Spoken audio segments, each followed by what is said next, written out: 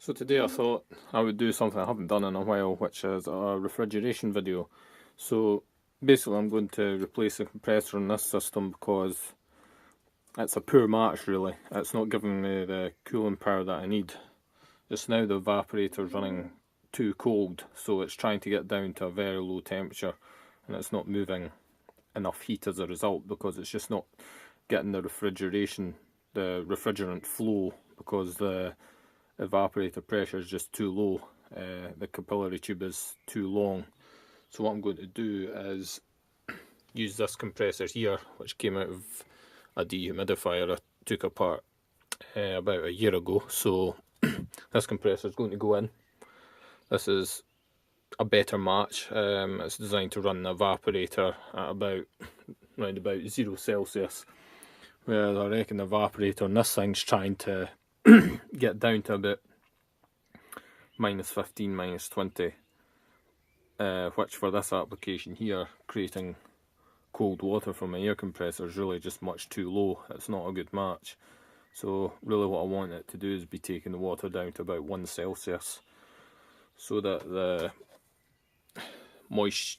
hot moist air coming out here doesn't actually freeze. Well, the water vapour in the air from the compressor doesn't actually freeze in the coil and then block it up. So I'm going to get to work on that today.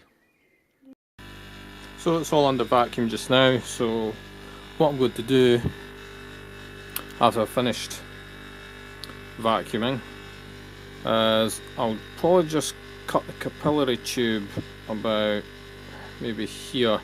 It's probably only going to be about ½ a metre long in this case.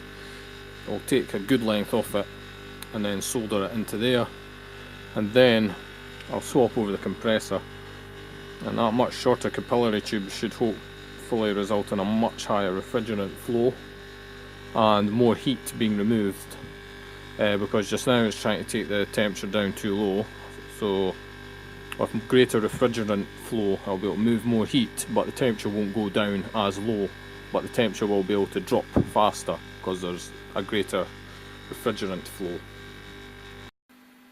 Okay, so now it's just got like maybe 10 psi of carbon dioxide in it just now. It's just to purge the any final traces of the R290 that was in it out, so that when I start soldering connections I don't get flames coming out of them. So this should all be ready to desolder now. Should be able to get that compressor desoldered and then the new one put in place.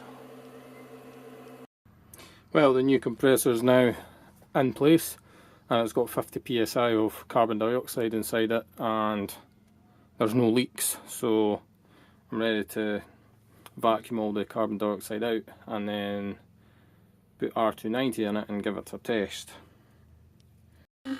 So we're now ready to fill it with refrigerant. I've got the old compressor down here, which is now my vacuum pump, and to vacuum it down what I'll do is I'll switch the compressor on and we'll vacuum it down from the high side. So close off the low side, open up the high side, so you've got the combined vacuum of this one and the other one, and that'll probably get out any carbon dioxide that may have dissolved into the oil. So we'll just leave it like that for about 15 minutes, then I can start putting the R290 in.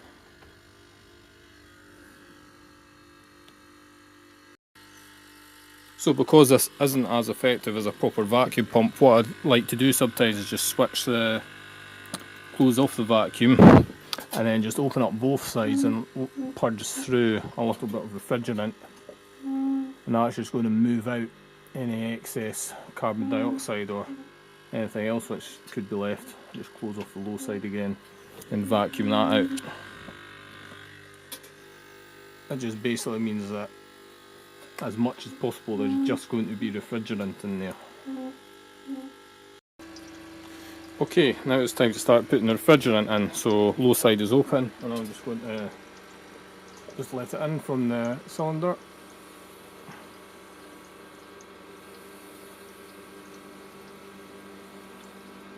I'll just get it to a point where the pressure stabilises, and usually I just charge it so so that the frost is sort of just maybe at this point here. I've not got much load on it just now in terms of cooling.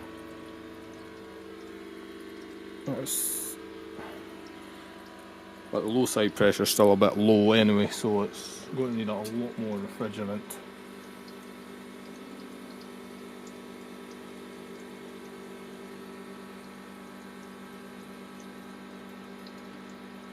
We'll just see where things stabilise at. Discharge is warming up nicely. Not much happening with the evaporator yet though. I reckon we'll be looking at the low side pressure getting up to about 40 psi.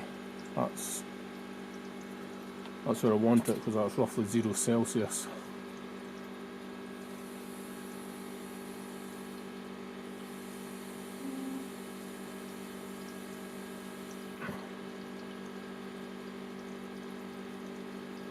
And if I accidentally put in too much, I can always close off the low side, open up the high side and put it back into the cylinder. But it still seems to me like it's wanting the pressure down much lower. It's pulling it down quite low still.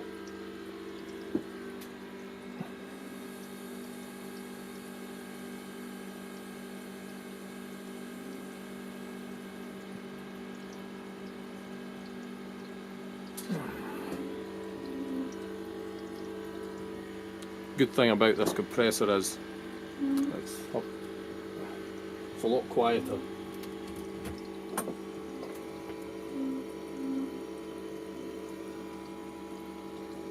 A heck of a lot quieter than the old one actually. Yeah, that's still just utterly freezing. It's so cold that my fingers can barely even melt the frost. So 20 psi on the low side there. Check the discharge. Oh, the discharge is absolutely roasting. Give it some more.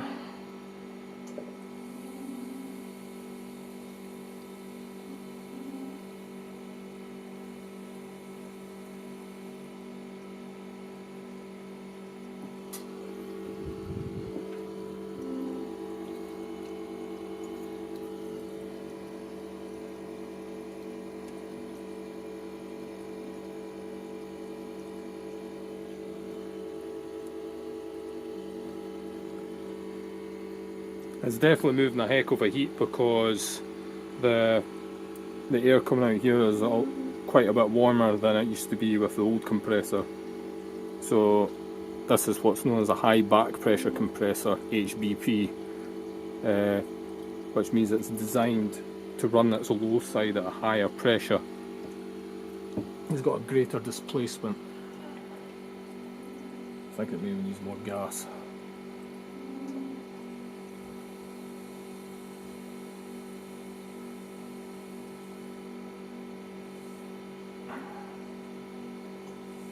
I reckon we're maybe getting into overcharging territory now, because the more refrigerant I put in it, it's not actually making that much of a difference.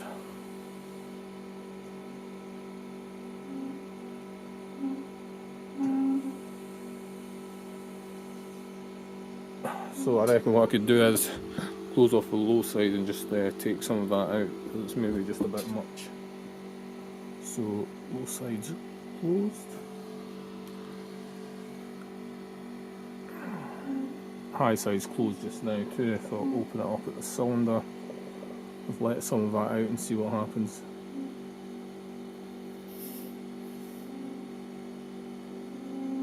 See if we can just let it out until the low side pressure starts to drop, and then we'll let some back in again.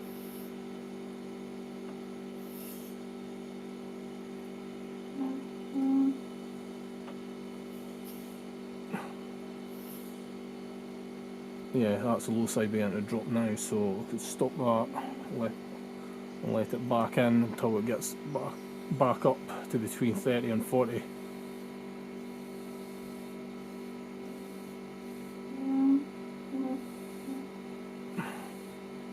And I think that's it.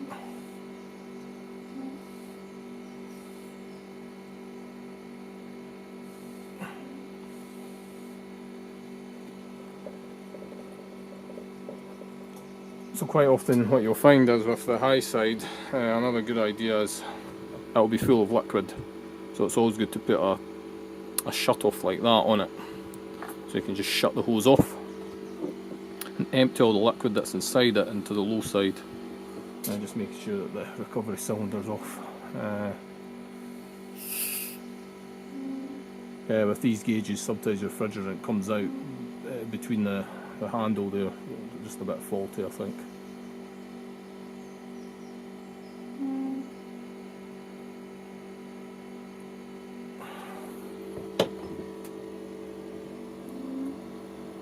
So yeah, that has cooled down really fast. The air coming out here is pretty warm, so it is certainly doing the job. But I still think it's overcharged because now we're frosting all the way back to the compressor, so I'm going to just let more out I think. There's actually too much in it I think. So close this off.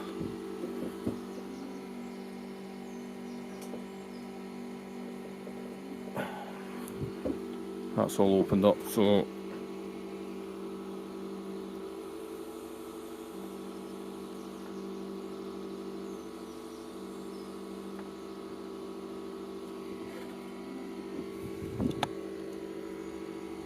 the compressor itself though is barely even warm, so it's doing not too bad, although the discharge coming out of it is absolutely roasting.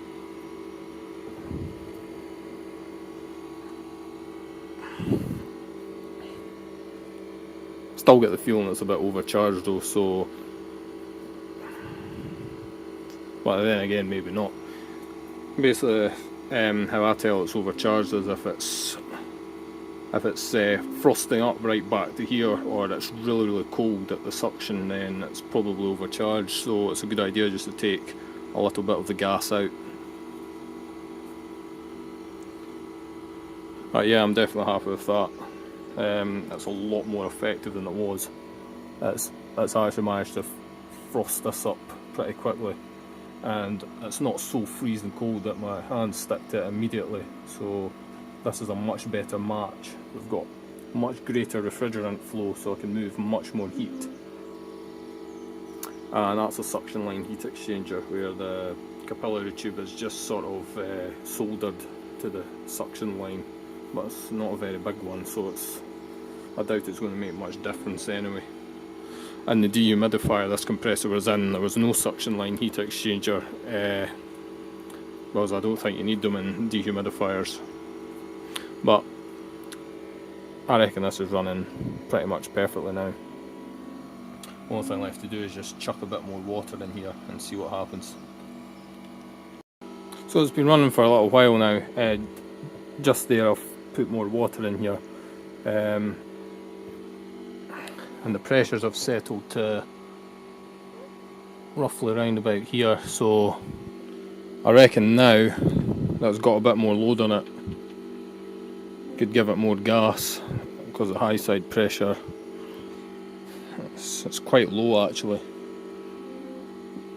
So let's make sure that's closed.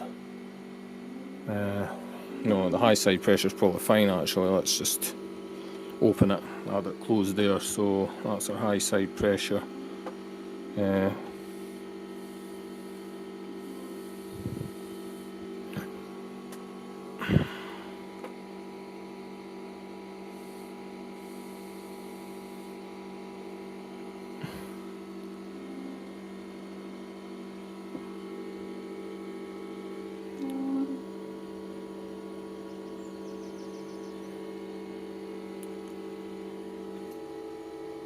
So yeah, seems that in this system it's worked out that the pressure just wants to stay between 30 and 40, so we don't want to put so much refrigerant in it that we'll end up with a situation where the condenser is almost totally full of liquid. You can usually tell by just feeling it if it's quite cold down at the bottom, or if it's cold most of the way up and then roasting at the top. That probably means that it's full of liquid.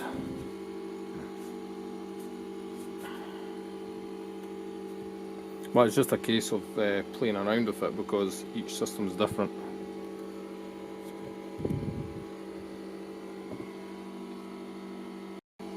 So this particular system seems to like the pressure about here under full load. So I just started putting a load of water in there. So basically, I could maybe put a temperature controller in so that when this water gets down to a certain temperature, it switches everything off, just so that we don't get liquid flooding back into the compressor. So that seems to be it. It's working really well. It's chucking off quite a bit of heat, so it's much more effective, this compressor, than the old one. And this is freezing cold already, so massive improvement.